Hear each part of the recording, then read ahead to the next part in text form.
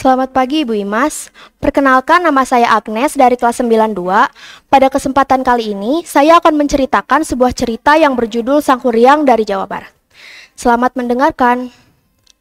Pada zaman dahulu kala, di sebuah kerajaan makmur bernama Parahyangan, hiduplah seorang putri cantik bernama Suka sekali menenun. Pada suatu hari, ia menenun di teras istana. Namun entah kenapa, saat itu Dayang Sumbi merasa sedikit lemas dan malas. Namun, benang pemintalnya berkali-kali terjatuh. Karena ia kesal, ia pun berkata, "Siapa yang mengambilkan benang pemintal ini untukku? Aku bersumpah, jika ia laki-laki, akan kujadikan sebagai suamiku. Namun, jika dia perempuan, akan kujadikan sebagai saudariku." Dayang Sumbi senang, karena benang pemintalnya sudah berada di dekatnya. Namun, siapa gerangan yang mengambilkan benang pemintal itu untuknya? Siapa gerangan yang mengambilkan benang pemintal ini untukku? Sepertinya di sini tidak ada orang. Betapa terkejutnya Dayang Sumbi saat ia melihat bahwa yang mengambilkan benang pemintal itu adalah si Tumang, anjing kerajaan yang terkenal setia dan sakti. "Aku yang mengambilkan benang pemintal ini untuk..." "Apa? Kamu Tumang? Berarti kamu akan menjadi suamiku?"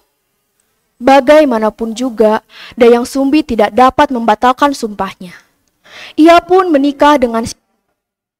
Dari pernikahan mereka memiliki seorang anak laki-laki yang berwujud manusia yang diberi nama Sangkuriang.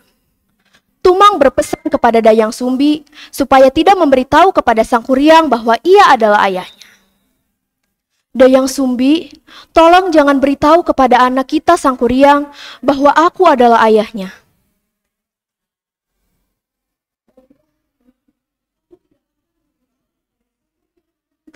"Bahwa kamu adalah..."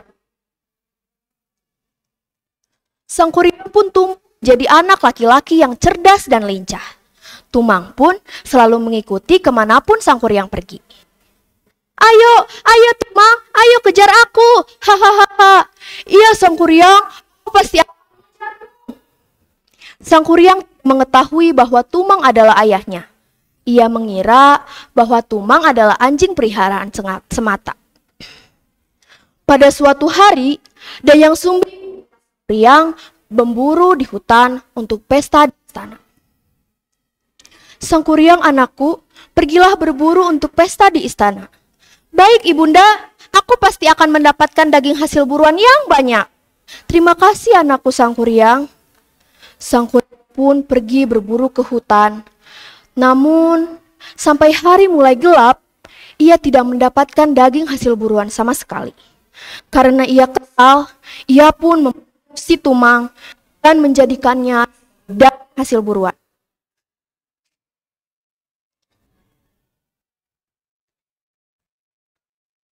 "Ibunda, ini ada daging hasil buruanku. Tadi." "Terima kasih anakku Sangkuriang." Sama Dayang Sumbi tidak mengetahui bahwa daging buruan itu adalah Tumang. Setelah pesta usai, ia mulai mencari-cari keberadaan si Tumang. Ujung kelihatan. "Sangkuriang, apakah kau melihat Tumang?" "Sudah dari istrinya, tapi aku tidak menemuinya." Anu ibunda, itu aku sudah membunuhnya." "Apa? Kenapa kau melakukan itu Sangkuriang?" Dayang Sumbi tidak dapat menahan emosinya. Ia pun memukul Sangkuriang hingga mengucurkan darah di keningnya. Ampun, maafkan Sangkuriang ibunda." Akibat perbuatannya, Dayang Sumbi pun diusir dari istana. Bagaimanapun juga, Sangkuriang adalah calon putra mahkota. Tidak ada seorang pun yang boleh memukulnya. Waktu berlalu, Sangkuriang tumbuh menjadi pemuda yang tampan, sakti, dan pada suatu hari ia bertemu dengan gadis cantik. Siapa gadis cantik itu? Wajahnya cantik rupawan. Sang Kuryang tidak mengetahui bahwa gadis itu adalah Dayang Sumbi, ibu kandungnya sendiri. Begitupun sebaliknya. Akhirnya mereka berdua saling jatuh hati. Tanpa lama-lama, Sang Kuryang langsung melamar Dayang Sumbi. Dan Dayang Sumbi pun menerima lamaran Sang Kuryang. Baiklah, aku bersedia menjadi istrimu, wahai pemuda tampan. Sebelum hari pernikahan mereka, Sang Kuryang, Dayang Sumbi menemukan bekas luka di kening Sang Kuryang. Ya Tuhan, anak ini ternyata anakku. Luka di keningnya sama seperti luka Sang Kuryang dahulu. Dayang Sumbi pun memikirkan suatu hal, pernikahan mereka batal. Wahai pemuda tampan, kamu boleh menikahiku, asalkan kamu memenuhi keinginanku. Apa keinginanmu, wahai gadis? Pun memikirkan suatu syarat yang tidak dapat dilakukan oleh Kuryang. Aku ingin kamu merubah menjadi sebuah danau yang besar dan membuatkanku suatu perahu yang besar untukku mengelilingi danau itu. Dan itu semua harus selesai sebelum fajar tiba. Permintaan Dayang Sumbi sangatlah berat.